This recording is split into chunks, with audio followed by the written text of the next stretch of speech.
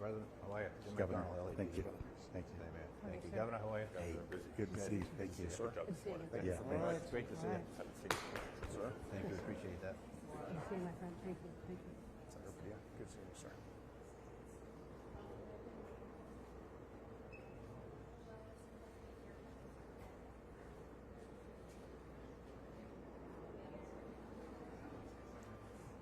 Being one of those jobs is a high requirement. I think so. They're all tall.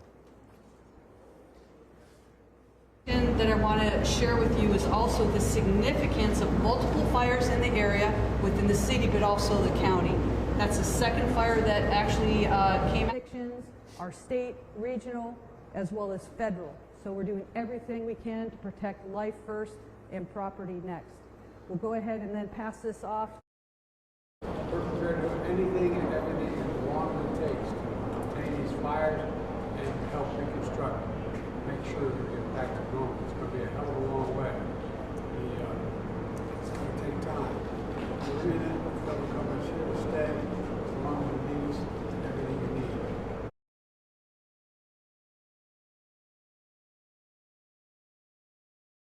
My son lives out here in his way. They got notification yesterday their home is probably burning down.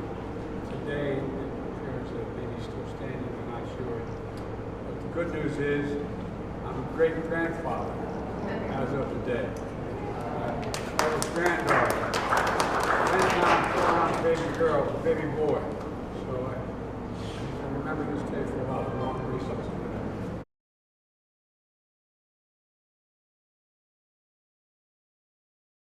It's impossible for me to express the level of appreciation and cooperation we receive from the White House and this administration. So on behalf of all of us, Mr. President, thank you for being here, and not just being here today, thank you for being here since the minute of this incident, when there was a 10-acre fire less than 24 or so hours ago. Deep gratitude.